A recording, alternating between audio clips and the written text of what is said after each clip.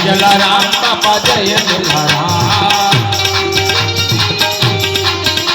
જય જલારામ બાપા જય જલારામ, જય જલારામ બાપા જય જલારામ, જય જલારામ, જય જલારામ.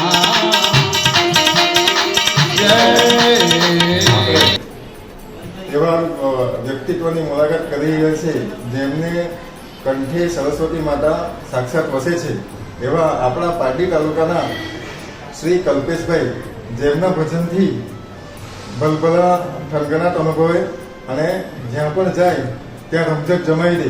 તો આપણે મળી રહ્યા છીએ એવા કલ્પેશભાઈ પટેલને. કલ્પેશભાઈ કેમ છો?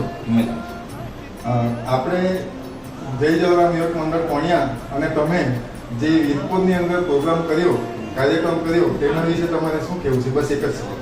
ખરેખર જે જય જલારામ યુવક મંડળ પણિયા ના જે ભક્તો છે એને ધન્યવાદ પાઠવવા જોઈએ. કારણ કે આ વીરપુર એક એવું ધામ છે કે ત્યાં સાક્ષાત ભગવાન રામચંદ્રજી જલારામ બાપાની પરીક્ષા માટે આવ્યા હતા અને જલારામ બાપાની સામે ભગવાન પણ હારી ગયા. એવું એક તીર્થનું ધામ છે વીરપુર.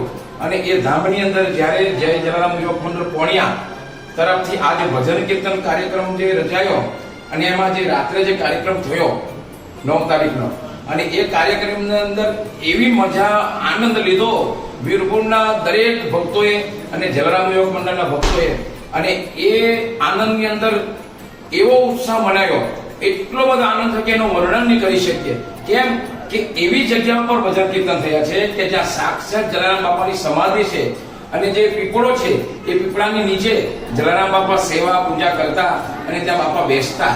અને એ સ્થાનક ઉપર જ્યારે ભજન કીર્તન ભગવાનના ગુણગાન, બાપાના ગુણગાન ગાવામાં આવ્યા છે અને એમાં એટલો બધો આનંદ આવ્યો એનો કોઈ પાર નહીં.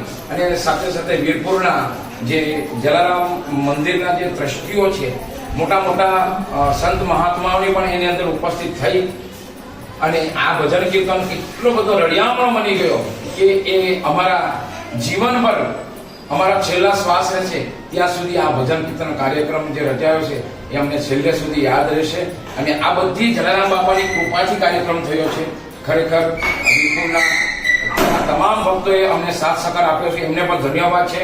અને જે ખાસ મોટો ધન્યવાદ તો પારડી તાલુકાના પોણિયા ગામના જે યુવાન મિત્રો છે એમના દ્વારા જે આયોજન થયું, ચંદ્રકાંતભાઈ છે એ પોતે એ સંસ્થાના સંચાલક છે, એ એમનો પણ ખૂબ સહયોગ રહ્યો.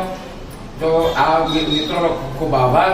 ફરી પાછા વીરપુરના જે ભક્તોની માંગ છે કે તમે અવારનવાર વીરપુરમાં આવો અને જલારામ જયંતિ પર તમારો કાર્યક્રમ થાય, ભજન કીર્તન થાય, એવા વીરપુરના ભક્તોની પણ માંગ છે. વધુ કહેતા બધાને જય જલારામ, જય જલારામ, જય જલારામ. જય જલારામ. તમે સમય આપ્યો, ઇન્ટરવ્યુ આપ્યું, તે બદલ તમારો ખૂબ ખૂબ આભાર. જય જલારામ. જય જલારામ.